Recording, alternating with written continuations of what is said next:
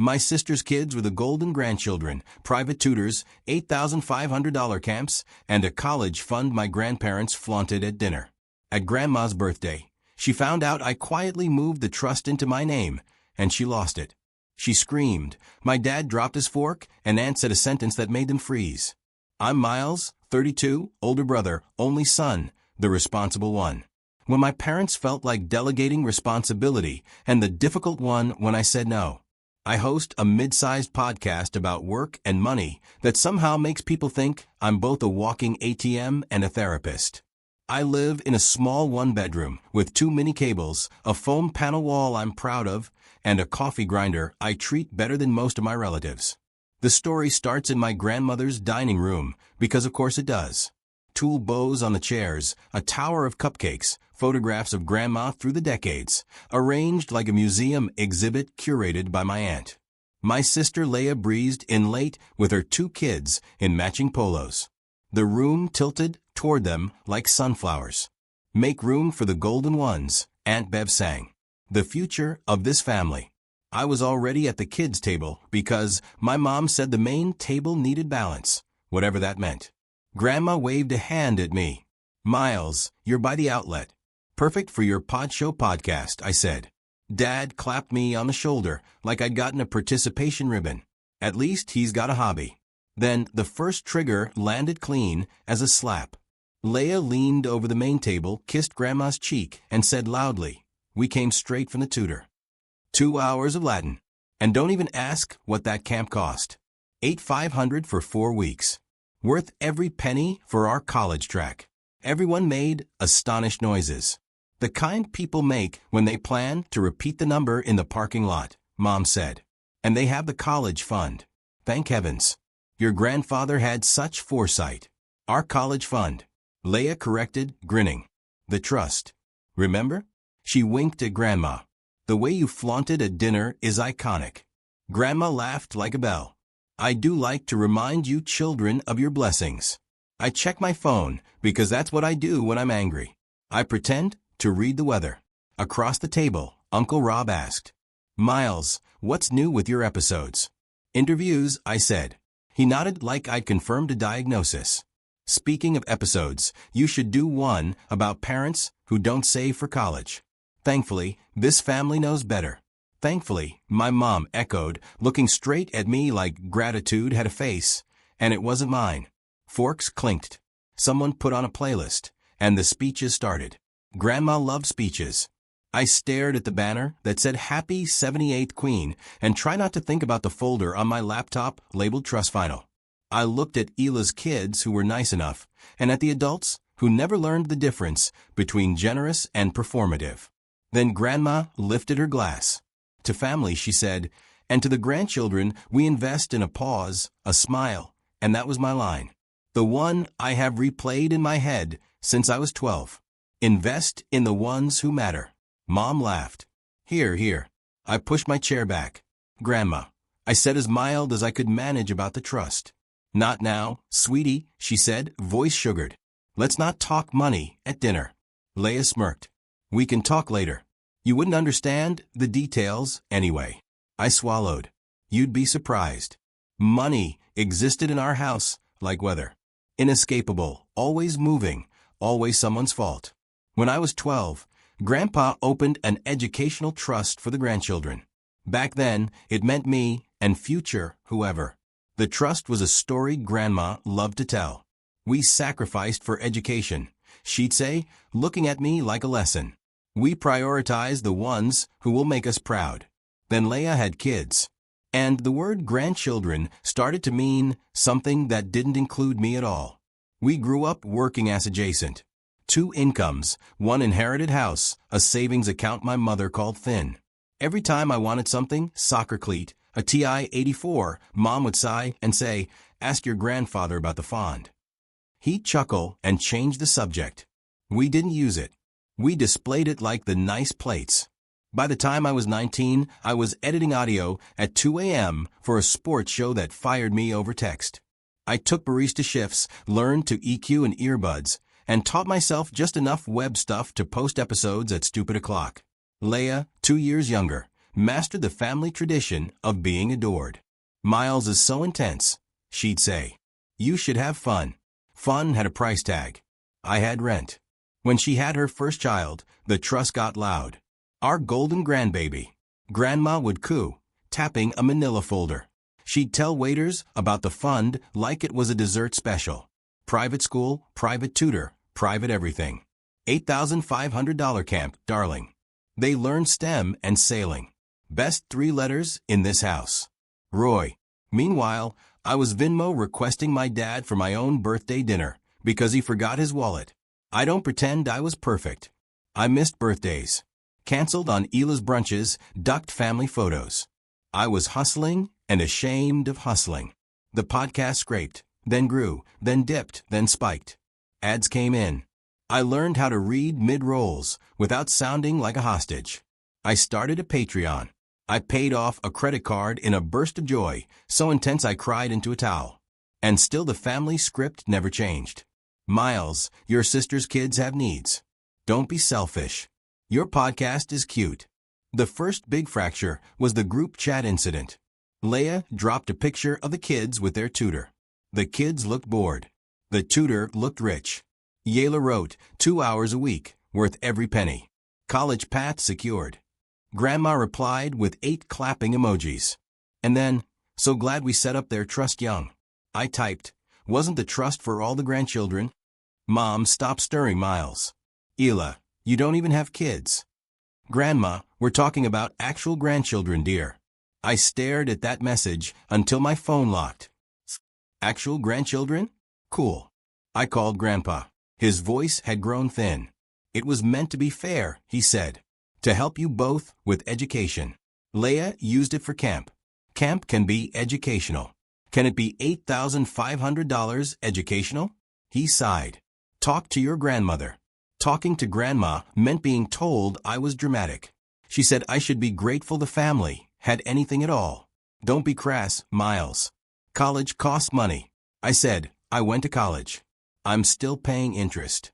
She said, well, you chose audio as if I'd chosen to be allergic to money on purpose. Then Grandpa died. And the trust, quiet for 6 months, woke up. At the will reading, there was a paragraph everyone missed, except me. It named me and Leia as co-beneficiaries of an educational trust, with a successor trustee to be appointed by the co-beneficiaries in the event of mismanagement. I looked at the word mismanagement until it blurred. I had receipts. The camp invoices. Leia bragged about the private ski weekends for their development. The tutor package renamed enrichment in the bank memos Grandma wrote herself. I asked the lawyer if enrichment counted. He raised an eyebrow. If it's not post-secondary education or direct academic cost, it's arguably outside the trust purpose. Arguably, I said. He shrugged. If you care to argue, I did and I didn't. My show was finally paying me real money. I was finally sleeping. Did I want a war with my family? No. Did I want to stop being told I was less than actual family? Yes. So, I read trust law until the words felt like a second language. I learned about fiduciary duty and successor trustees and the difference between education and enrichment. I started a folder called Trust Drafts. I asked myself the question I asked guests on my show. What would this look like if you respected your future self? It looked like boundaries. It looked like tracking expenses. It looked like emails instead of phone calls. It looked like a paper trail. When I asked for statements, Grandma stalled. The printer's broken, dear. Leia said, this is so toxic. Mom said, we were just keeping things simple. Simple meant me paying my own student loan while their kids learned Latin on my grandfather's dime. The tutor became a symbol. The camp argument. In a family dinner, Aunt Bev lifted a glass and said to our investor queen, Grandma Prin, I do love a portfolio. And then she told in loving detail the story of how she negotiated the camp down from $9,200 to $8,500. Always be shrewd, she told the table. Protect principle. Protect principle. Cool. I walked to the bathroom, locked the door, and stared at myself in the mirror until my face looked like a stranger's. Then I did what I do best, research. I found the clause. I found the path.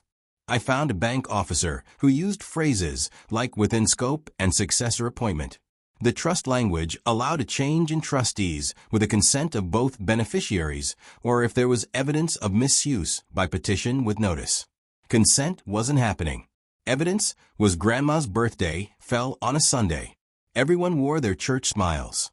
I wore a black button-down I reserve for live recordings and funerals. At 2 p.m., the sheet cake arrived. At 2:15, Aunt Bev made her queen of compound interest toast.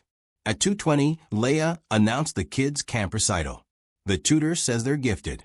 She made gifted sound like a brand. Grandma basked. And we'll always make sure they have what they need. I had promised myself I wouldn't do it during the soup course. I would wait for coffee.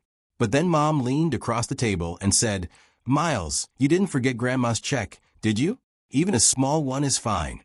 She did so much for you." I laughed. It came out wrong for me. "Don't be ungrateful," Dad said. "No one likes a tally keeper." I set down my spoon. "About the tally," I said quietly. "We should talk." Leia rolled her eyes. "Here we go." Grandma lifted her palm. "Not at dinner." I opened my phone and turned the screen so only she could see. "It's already done." Her smile didn't slip at first. Then she focused. The bank email. The word successor, trustee accepted. My name. "What is this?" she asked. The trust had a successor clause. I said, voice small but steady. "Misuse triggers it." The bank agreed. The lawyer filed notice. Effective last week. I'm the trustee. Ella laughed like I told a bad joke. You don't even have kids. You wouldn't know what a child needs if it bit you." "The trust isn't for camps," I said. "It's for college, post-secondary, tuition, books." I checked. Grandma's face cracked. "You moved it into your name." "Into my trusteeship," I said, different. She stood up so fast her chair screeched. "How dare you?" Conversations around the room stopped like someone had pulled the plug. Dad's fork dropped. The ping traveled. "Miles," he said, voice low in the way he uses before a lecture. "Fix this." Mom's lips were a knife. "After all we've done for you," Lala pointed at me. "You're stealing from my kids." I kept my hands under the table so no one would see them shake. "No one's stealing. The trust is intact. I'll approve college expenses. I'll pay tuition directly, but enrichment and $8,500 camps are out." Aunt Bev whispered, "Is this legal?" From the far end of the table, the quietest person in the room spoke. My aunt by marriage, who never raises her voice, said one sentence that sliced the air in half. Asked why the statements were hidden. Everything froze. Grandma blinked. "Excuse me." Aunt Joy folded her napkin. "I asked for statements when I co-signed Ela's preschool deposit. Remember? You told me the trust wasn't public. That's when I realized you weren't tracking properly. So yes, asked why the statements were hidden." Lala turned on her. Joy not helpful. Joy didn't flinch. Helpful would have been following the rules. The room filled with noises. A glass set down too hard. A child's chair scraping. Someone whispering, "Oh my God." Grandma's voice returned. Jagged. "I did what was best." "For whom?" I asked. She pointed a shaking finger at me. "You have always resented them." Thumb. I looked at the kids. The oldest one stared at his napkin, shoulders high around his ears. "They're not the problem. The rules are the rules." Dad stood. "Give it back." "It's not a piggy bank," I said. "It's a trust, and I'm done being the villain because I know how to read." The fallout was a group text that felt like a fire alarm. First, "Leia, you've humiliated us." The kids are crying. "You've ruined Grandma's birthday." Then, "Mom, you heartless boy, fix this or don't come around anymore." Then, Dad call me. "Man to man, we'll sort it out." I didn't call. I emailed. I wrote like a podcaster who edits outs for a living. Clean, time-stamped, impossible to misread. I attached the trust document with the relevant sections highlighted. I attached the bank officer's note.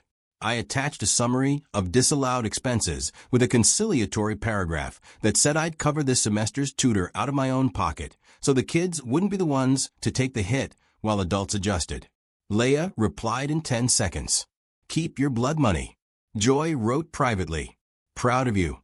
This is the first non-crazy thing in this family since 2004. Grandma didn't text for 3 days. When she did, it was a voicemail that started with a sigh and turned into a monologue about loyalty. She said words like betrayal, ungrateful, show off. She ended with, "You'll regret this when you have your own."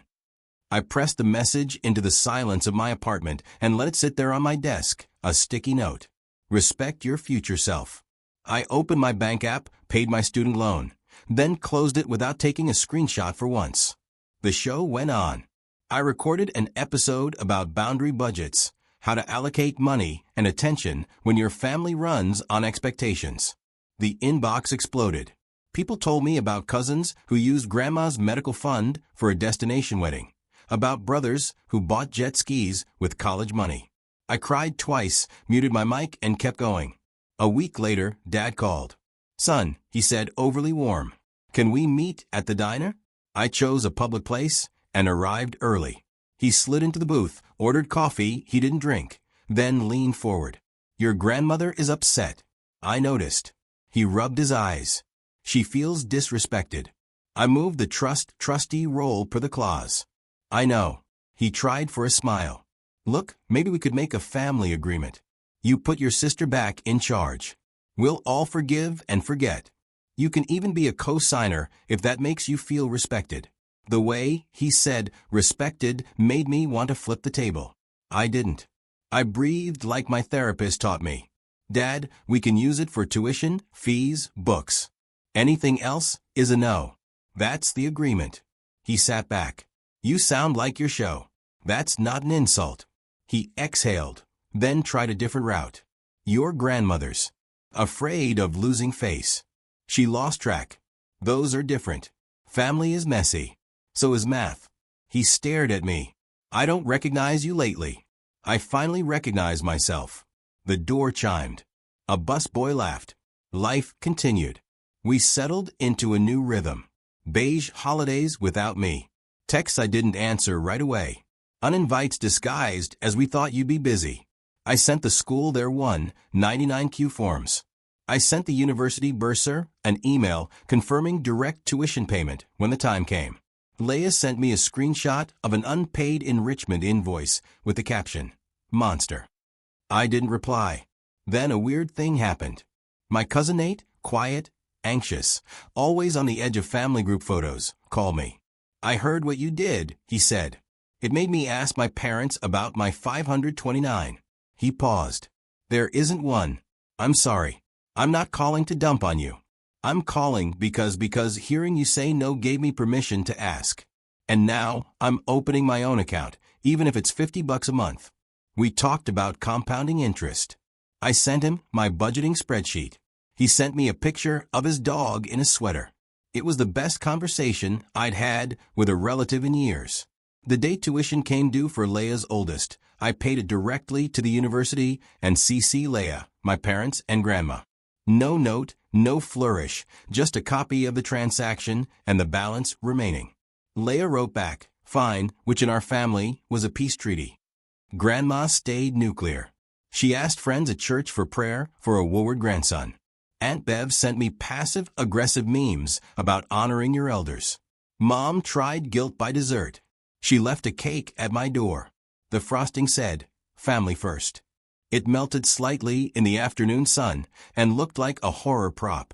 I took a photo, then ate a corner and threw the rest out. My therapist asked how I was sleeping. "Better," I said. I felt unhooked. Not free exactly, but unstuck on air. I told a story about financial gaslighting. When people tell you that enforcing rules is cruel, that budgets are betrayals. I said, setting a boundary doesn't make you hard, it makes you honest. The episode charted. A sponsor asked to extend. The team I'd assembled, 2 part-timers, 1 editor, sent confetti emojis. I bought them lunch. Sometime in there, Grandma texted, "If you insist on playing banker, at least visit." I went. She poured tea like it was an apology, then didn't apologize. We sat in her over-decorated living room, floral everywhere. gold frames reflecting back a dozen versions of us. "You hurt me," she said. "You embarrassed me," I said. "Is that what you wanted?" "Revenge." "No, I wanted fairness." She tapped the table. "Fairness is not the same as love." "I know," I said. "That's why I chose fairness. Love gets confused in this family." She looked at me for a long time. "You are so sure." "I'm sure about this." "Do you think you're better than us?" "I think I'm allowed to be equal." She looked away, blinked hard, and changed the subject to hydrangeas. We talked about flowers for 10 minutes, and I left feeling like I'd escaped a maze without a map. Grandma's birthday lives were in tree in my head, but it doesn't burn like it did. Now, when I think of that day, I remember my aunt's sentence more than Grandma's scream. Asked why the statements were hidden. It's the kind of question I ask strangers on my show every week. It cut through the noise. Here's what changed. I stopped treating peace as my job. I stopped auditioning for actual grandchild. I stopped calling fairness cruelty. I learned that a quiet no is louder than a loud yes, especially in families that only hear applause. I also learned that protecting kids doesn't mean bankrupting boundaries. I paid a university bill without sending a selfie, and the world didn't end. I refused to fund a camp and survive the group chat. Lala has not forgiven me. She might not for years. That's not a tragedy. That's a recalibration. The moral is not win the argument.